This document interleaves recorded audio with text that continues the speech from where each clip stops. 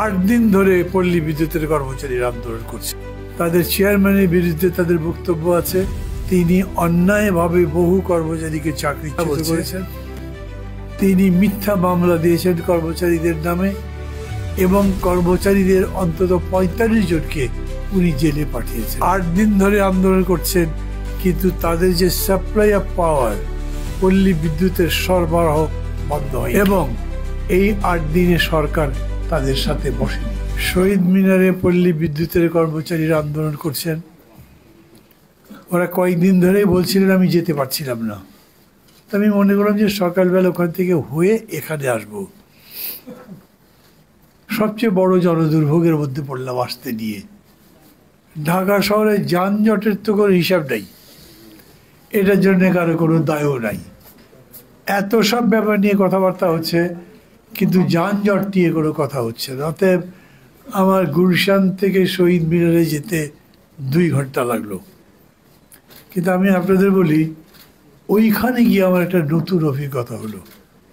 এই যে ক্যাপশন করেছেন না, জনদুর্ভোগ, এর মধ্যে খেয়াল করেছেন সরকার মানে উপদেষ্টা মণ্ডলী একটা বৈঠকে বসছিলেন, সেইখানে তারা একটা প্রস্তাব গ্রহণ করেছেন যে যদি সরকারি কাজে বাধা প্রয়োগ করা হয়, জনদুর্ভোগ তৈরি করা হয়, তাহলে সরকার জনগণকে নিয়ে সেটা প্রতিহত করবে।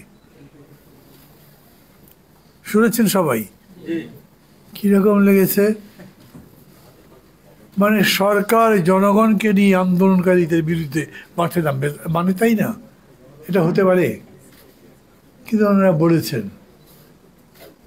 এবং এরপরে জনদুর্ভোগ হবার মতো কাজ সচিবালয় হয়েছে। সরকার জনগণকে নিয়ে তাদের বিরুদ্ধে কিছু করেছেন? করেননি। বরঞ্চ সরকারের প্রতিনিধি তাদের সাথে বসেছেন, অনুরোধ করেছেন এবং 1 দিনের জন্য তারা কর্মসূচি পিছিয়ে দিয়েছেন।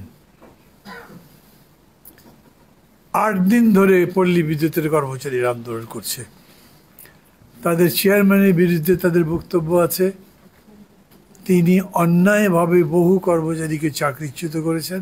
তারা বলছে তিনি মিথ্যা মামলা দিয়েছেন কর্মচারীদের নামে এবং কর্মচারীদের অন্তত 45 জনকে উনি জেলে পাঠিয়েছেন। তারা তার বিরুদ্ধে আন্দোলন করছেন। 8 দিন ধরে আন্দোলন করছেন, কিন্তু তাদের যে সাপ্লাই অফ পাওয়ার, পল্লী বিদ্যুতের সরবরাহ বন্ধ হয়নি এবং এই 8 দিনে সরকার তাদের সাথে বসেনি। কীরকম লাগে আপনাদের শুনে? এইখানে সচিবালয়ের কর্মচারীরা একদম রীতিমতো সরকারি কাজই বন্ধ করে দিয়েছে, তাদের সাথে সরকার বসেছে। আর ওরা গিয়ে শহীদ মিনারে বসে আছে, খুব রোদ। আমি জিজ্ঞেস করলাম আপনারা কি রাত্রেও থাকেন এখানে? হ্যাঁ থাকি। এখানে থাকেন কিভাবে? মশা কামড়াই অভ্যস্ত হয়ে গেছি আমরা। তার মানে কষ্ট সহ্য করে আছেন, কোনো জনদুর্ভোগ করেননি, কিন্তু তাদের ব্যাপারে কেউ করে এগিয়েও আসে নাই। ছাত্র আন্দোলন করেছিল, মনে আছে আপনাদের?